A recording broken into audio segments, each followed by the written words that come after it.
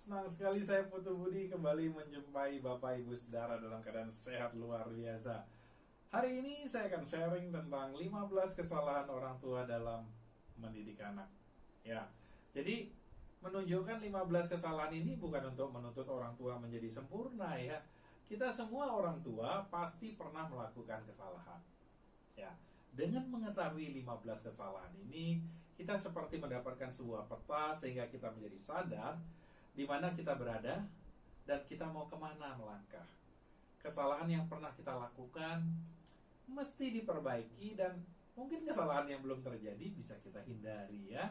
Dengan mengetahui kesalahan-kesalahan ini bisa meminimalkan problem yang muncul nantinya dalam mengasuh anak. Yang pertama, tidak konsisten. Orang tua memang sering tidak konsisten dalam mendidik anak yang bisa menjadi problem di kemudian hari.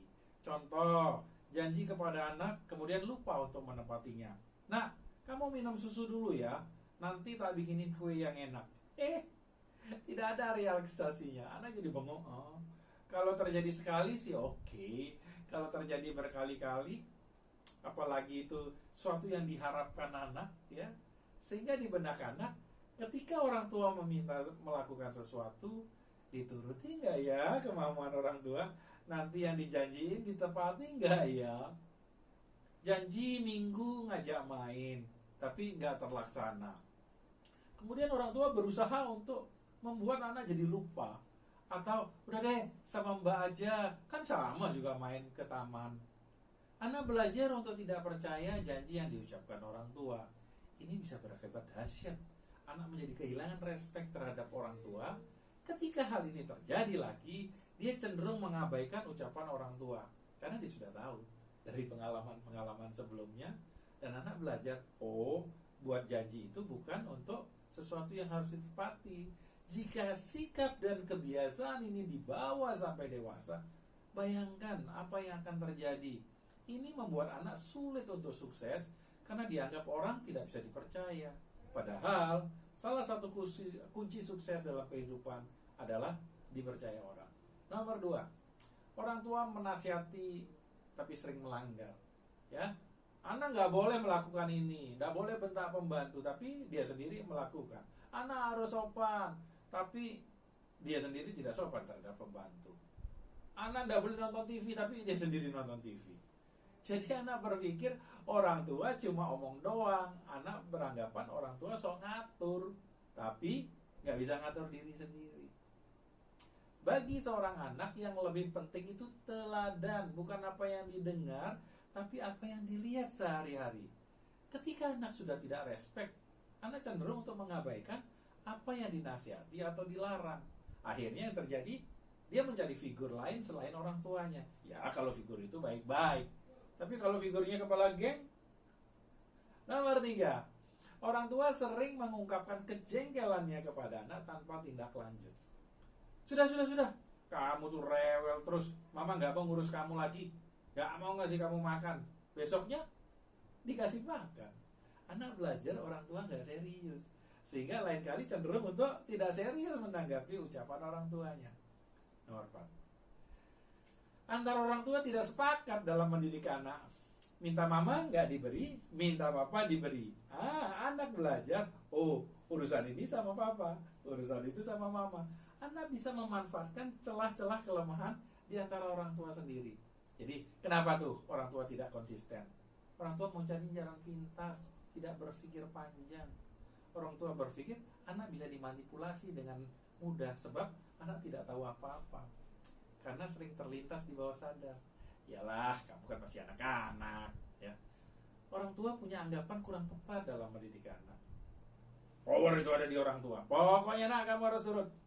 Anak-anak harus sempurna. Dari kecil tidak boleh berbuat salah. Kalau orang tua salah, ya sudah terlanjur. Ya, oke. Solusinya gimana sih? Orang tua harus mampu meningkatkan diri agar bisa berperilaku sama seperti yang diinginkan anak-anak berperilaku. Ya. Jadi kita harus samakan visi antar pasangan dalam mendidik anak. Biasanya yang terjadi adalah papa urusan uang, mama urusan mendidik anak. Mendidik anak adalah urusan kedua orang tua ya. Oke. Jadi orang tua sering tidak memiliki kontrol diri yang baik, ya. Orang tua sering lupa diri saat anak berperilaku menjengkelkan, bentak, teriak, bahkan mukul. Anak rewel, nggak mau makan, nggak mau tidur, nah dia diam, tapi bingung ya, kenapa ya saya dibentak ya. Terutama anak-anak di bawah 4 tahun. Mereka belum tahu persis apa sih yang jadi keinginan orang tua. Bila ini berulang-ulang, anak jadi ragu, tidak tahu apakah ini yang dilakukan ini menyenangkan orang tuanya atau tidak, dimarahi atau tidak ya. Kalau ini dibawa terus sampai dewasa, Anda bisa bayangkan dia menjadi orang yang sering peragu, sulit mengambil keputusan dan tidak percaya diri. Kenapa ini bisa terjadi ya? Karena orang tua tidak punya cukup pengetahuan tentang strategi dan cara mendidik anak. Anak nggak mau makan, dipaksa, pokoknya harus makan. Orang tua itu terbawa dengan program masa lalunya, bagaimana dia dididik oleh orang tuanya dulu. Nah, orang tua itu sekarang harus belajar ya, bagaimana caranya strategi mengasuh anak. Baca buku, ikut seminar. Kemudian kita harus merenung ya, kenapa mudah sekali sih saya ini terpancing emosi? Apakah karena saya terlalu menuntut anak seperti saya? Ya, anak itu ada di dunianya sendiri. Nggak adil kita pakai tongkat pengukur kita sebagai orang tua untuk mengukur anak. Ya, aduh, jangan-jangan saya cuma stres atau jengkel terhadap diri sendiri dan menjadikan anak sebagai sasaran. Jika Anda bisa jujur berkata seperti itu, maka renungkanlah. Tidak ada siapapun ya, baik manusia, hewan, peliharaan, yang senang dijadikan sasaran pelampiasan kejengkelan kita.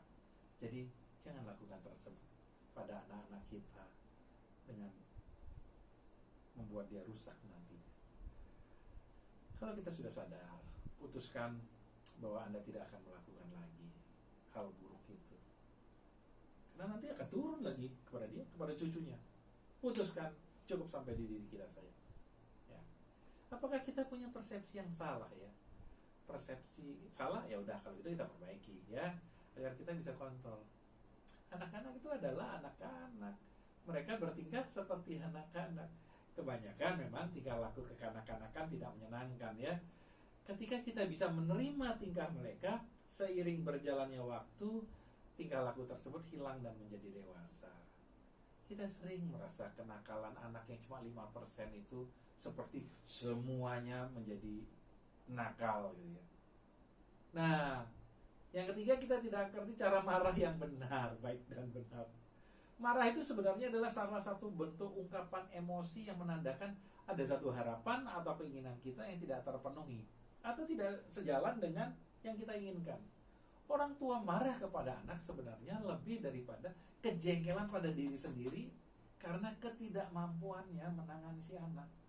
Sering memarahi anak membuat anak jadi merasa benci, bahkan ekstrimnya Anda berpikir, jangan-jangan saya tidak diharapkan ya kehadiran kita nih.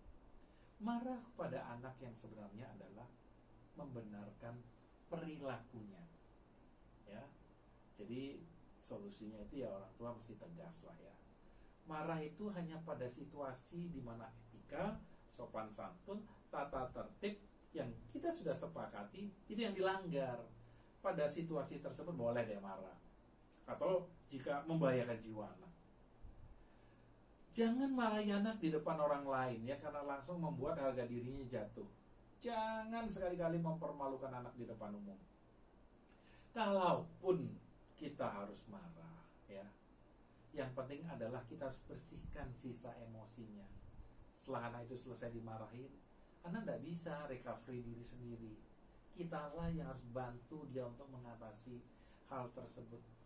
Papa percaya kamu bisa menjadi lebih baik lagi, dan kami orang tua tetap sayang sama kamu.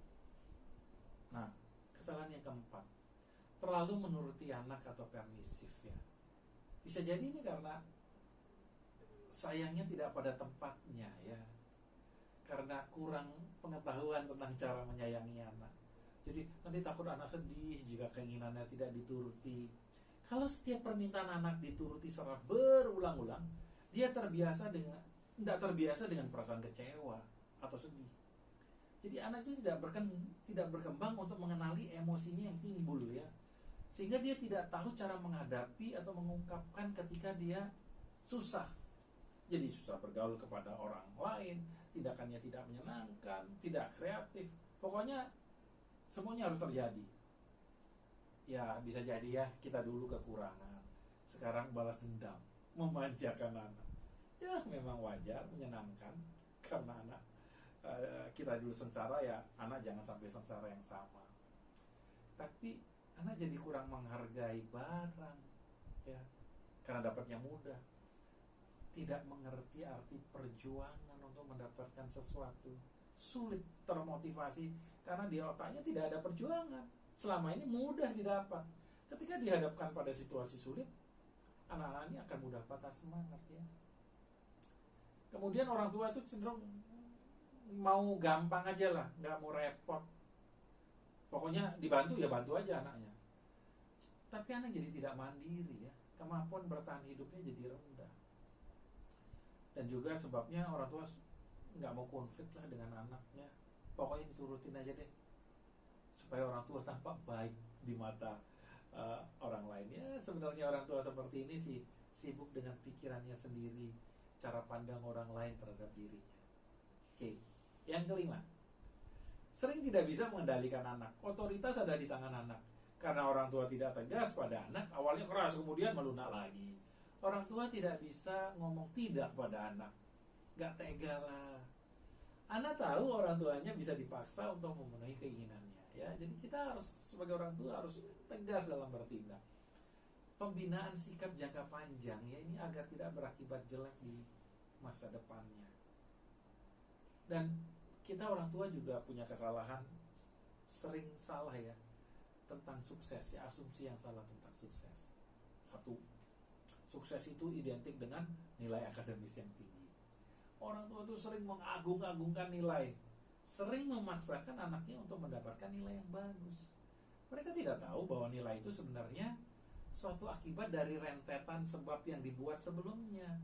Orang tua hanya memfokuskan anak untuk mengejar prestasi saja. Sebenarnya nilai itu adalah suatu feedback, bukan label. Misalnya anak mendapat nilai 0 itu sebenarnya hanya indikasi bahwa anak belum mengerti, bukan di label bodoh. Sukses itu identik dengan penguasaan banyak bahasa asing. Lagi ngetren ya. Orang tua bertanya, sekolahnya pakai bahasa apa? Bukan salah anak pintar bahasa asing, tapi yang lebih penting dia harus menguasai bahasa ibunya sebelum belajar bahasa asing. Cerita menarik nih, di Cina ya. Survei oleh Dinas Pendidikan, ternyata 47% penduduk Cina tidak bisa berbahasa Mandarin. Mereka menguasai bahasa daerah masing-masing. Nah, kita bagaimana? Malah cenderung untuk les Mandarin ya. Orang tua fokus pada sesuatu yang terus-menerus berubah, bukan pada inti perubahan. Perubahan teknologi begitu pesatnya, tidak mungkin bisa diikuti oleh kurikulum. Apa mungkin mengajar anak dengan kurikulum masa lalu untuk kesuksesan di masa depan? Sebenarnya kita harus sadar, fokusnya itu pada anak itu adalah inti dasar dari satu perubahan. Kita fokus pada anak agar punya tingkat fleksibilitas yang tinggi menghadapi perubahan zaman. Ya, ada yang menarik ini dari buku Millionaire Mind, diteliti 100 orang-orang top di Amerika. Lalu ditanya kunci suksesnya. Ternyata sukses mereka itu nomor 1 adalah jujur, nomor 2 disiplin, nomor 3 fleksibel, nomor 4 semangat tinggi. Nggak ada dulu nilai akademis, kuliah di sekolah favorit, kunci sukses. Itu ya ada rankingnya jauh di bawah ya. Jadi Bapak Ibu saudara kekasih, kunci sukses ke depan anak itu sebenarnya adalah satu, kedekatan emosional anak dengan orang tua sebagai fondasi untuk membentuk rasa aman, nyaman pada diri anak itu sendiri. Harga diri dan rasa percaya diri yang sehat mutlak dimiliki anak untuk kesuksesannya kelak. Karena sepintar apapun dia, kalau harga dirinya tidak bagus, dia tidak akan menjadi siapa-siapa. Keterampilan berpikir yang bagus untuk memecahkan masalah, mewujudkan ide-ide menjadi kenyataan. Oke, kesalahan yang ketujuh, memiliki prioritas yang salah. Prioritas itu urutan kepentingan ya, perlu ada itu, sehingga kita tahu mana yang mesti didahulukan. Pendidikan anak itu prioritasnya sebenarnya adalah belajar. Yang benar adalah belajar dalam arti luas. Life skill itu harus dipelajari, berbagi, tertib, sopan, hingga bisa menempatkan diri. Nilai 0, apakah dia buruk? Enggak juga.